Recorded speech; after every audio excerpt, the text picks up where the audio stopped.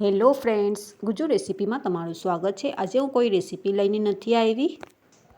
Hair mask બનાવવા માટે મેં અહીંયા લીધા છે ચોખા, 2 ચમચી જેટલા લીધા છે ચોખા, અને મેથી લીધી છે। મેથી પણ મેં 2 ચમચી જેટલી લીધી છે। મેથી અને ચોખાને મેં ધોઈ લીધા છે 2 થી 3 પાણીથી। મને વધારે ગુજરાતી નથી આવડતું, પણ હું પૂરી કોશિશ કરું છું કે હું સારી રીતે બોલીને તમને સમજાવી શકું। મેથી અને ચોખાને પલાળીને આપણે રાખવાના છે રાત આખી।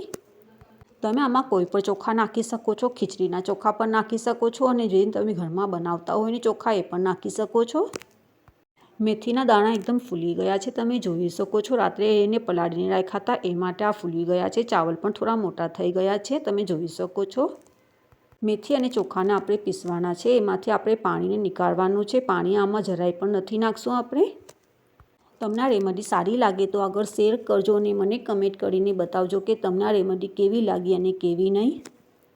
અને તમને આ રેમેડીની રેસીપી સારી લાગે તો મારા વિડીયોને લાઇક કરજો અને મને કમેન્ટ કરીને બતાવજો કે તમને આ કેવી લાગી અને કેવી નહીં। અને મારા ચેનલ ઉપર તમે નવા હો તો મારા ચેનલને સબસ્ક્રાઈબ કરવાનું પણ ના ભૂલતા। આ હેર માસ્ક વાળમાં લગાડવાથી વાળને ખૂબ જ ફાયદા મળે છે। વાળ સિલ્કી તો થશે જ, અને વાળ ઘાટા પણ થશે, અને વાળની લાંબાઈ પણ વધશે। આ હેર માસ્ક લગાડવાથી વાળ મજબૂત થશે અને નવા વાળ ઉગવામાં પણ મદદ મળશે। હવે આ પીસાઈ ગયું છે। હવે એમાં આપણે નાખી દઈએ એલોવેરા। તમે એલોવેરા કોઈ પણ નાખી શકો છો। મેં અહીંયા ફેસ એલોવેરા જેલ નાખ્યું છે। તમારા ઘરમાં એલોવેરાનું ઝાડ ન હોય તો તમે બજારનું પણ એલોવેરા જેલ નાખી શકો છો। મારા ઘરમાં છે એ માટે મેં બજારનું નથી લીધું અને ઘરનું જ લીધું છે એલોવેરા જેલ।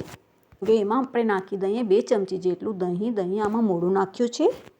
આ હેર માસ્ક લગાવવાથી વાળ શાઇની પણ કરશે અને વાળ એકદમ સિલ્કી પણ થઈ જશે। હેર માસ્કના કેટલા ફાયદા છે, તમે એકવાર જો લગાડશો ને તો તમને ખબર પડી જશે કે માર્કેટનું સારું છે કે ઘરમાં બનાવીને લગાડવાથી સારું છે। હવે એમાં આપણે નાખી દઈએ 1 ચમચી જેટલું નારિયેળનું તેલ। મેં અહીંયા 1 ચમચી જ નાખી છે, તમે તમારા હિસાબે નાખી શકો છો। મારા વાળ વધારે મોટા છે એ માટે મેં હેર માસ્ક વધારે બનાવ્યો છે, તમે ઓછું પણ બનાવી શકો છો। હવે એને આપણે સરસ રીતે ફેરવી દઈએ ચમચીથી, અને પછી આને ફરીથી આપણે પીસવાનું છે। માર્કેટનું જો આપણે હેર માસ્ક લગાડશું તો વાળ આપણે થોડા દિવસ તો સારા લાગશે, અને પછી ફરી એમને એમ જ થઈ જશે। ને આ જો તમે હેર માસ્ક લગાડશો તો કંઈ દિવસ સુધી આ સારા વાળ આપણા લેશે, અને તમે જોશો ને એકવાર તો કેટલું બધું ફાયદો પણ વાળને મળશે। તમને આ હેર માસ્કની રેસીપી સારી લાગે તો આગળ શેર કરજો, તમારા ઘરના લોકો સાથે શેર કરજો, તમારા ફ્રેન્ડ સાથે શેર કરજો, અને મને કમેન્ટ કરીને બતાવજો કે તમને આ રેમેડી કેવી લાગી અને કેવી નહીં। અને એક લાઇક કરવાનું પણ ના ભૂલતા। હવે આ પીસાઈ ગયું છે, તમે જોઈ શકો છો। એને એક આપણે બાઉલમાં કાઢી લઈએ। મને વધારે ગુજરાતી નથી આવડતું, પણ હું પૂરી કોશિશ કરું છું કે હું સારી રીતે બોલીને તમને સમજાવી શકું।